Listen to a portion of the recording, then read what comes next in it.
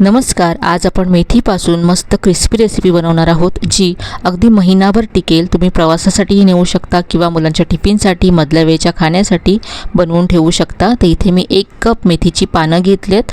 यानंतर ही चिरून घ्यायची आहेत. मेथीचे देठ घ्यायचे नाही आहेत, कोवळे देठ जर घेतले तरी चालतील. आता इथे मी 2 कप गव्हाचं पीठ घेतलं आहे. अर्धा चमचा यामध्ये ओवा घातला, अर्धा चमचा जिरं घातलं आहे, पाव चमचा हळद घातली, चवीप्रमाणे लाल तिखट घालायचं आहे, चवीप्रमाणे यामध्ये मीठ घालायचं. इथे मी अर्धा चमचा मीठ घातलं. यानंतर 1 चमचा सफेद तीळ घालायचे आहेत. सध्या थंडी आहे त्यामुळे तीळ नक्की घाला.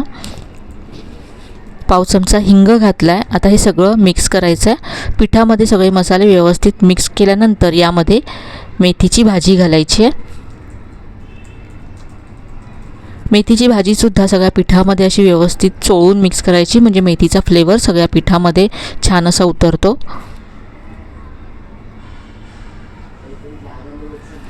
मिक्स केल्यानंतर इथे मी साखर घालायला विसरले होते, तर अर्धा चमचा इथे मी साखर घातली. साखरेमुळे आज आपण ज्या मेथीच्या पुऱ्या बनवतोय त्या छान क्रिस्पी होतील आणि थंड झाल्यानंतरसुद्धा त्या तशाच क्रिस्पी राहतील.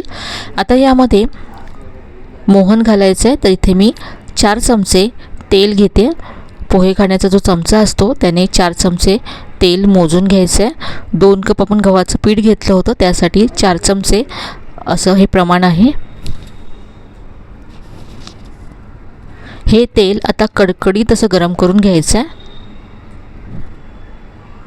हे कडकडीत गरम तेल या पिठावरती मी घातलं. चमच्याने आधी मिक्स करून घेतलं आणि थोडंसं कोमट झाल्यानंतर आपण हे हाताने मिक्स करून घेऊया. सगळ्या पिठाला तेल असं चोळून घ्यायचं आहे.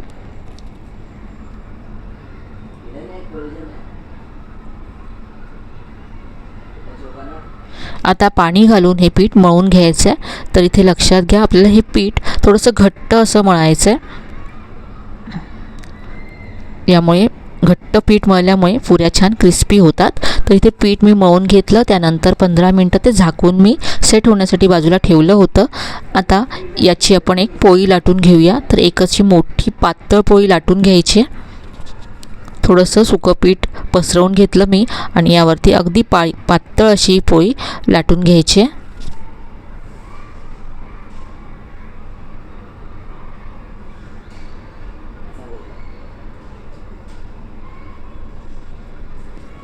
आता वाटीने अशा ह्या पुऱ्या कट करायच्या आहेत.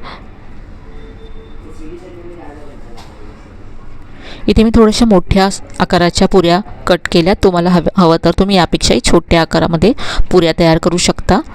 आता या पुऱ्या फुगू नयेत आणि छान क्रिस्पी व्हाव्यात यासाठी याला असे टोचे मारायचे आहेत.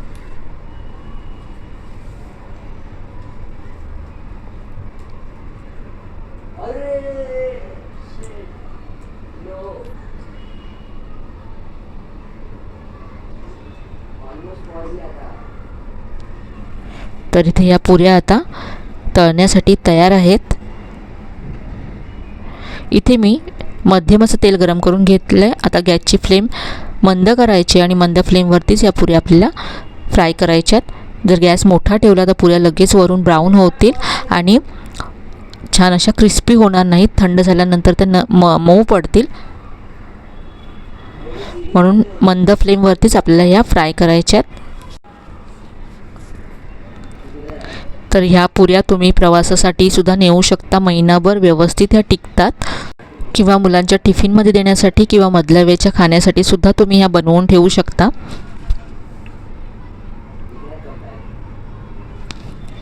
तर क्रिस्पी होईपर्यंत आणि गोल्डन ब्राऊन रंग येईपर्यंत या पुऱ्या मी फ्राय करून घेतल्यात. काढून घेऊया. या पुऱ्या अगदी पातळ आहेत त्यामुळे फ्राय होण्यासाठी जास्त वेळ लागत नाही.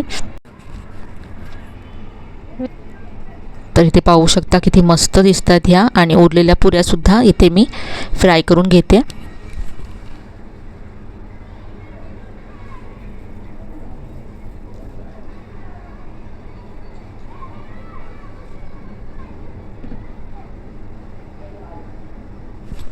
तर इथे मी सगळ्या पुऱ्या फ्राय करून घेतल्यात. पाहू शकता अगदी मस्त तयार झाल्या त्या पुऱ्या अगदी क्रिस्पी कुरकुरीत अशा आहेत.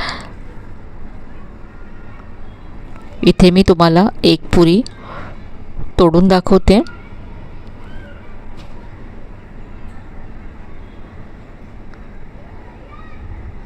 अजिबात तेलकट होत नाही त्या पुऱ्या.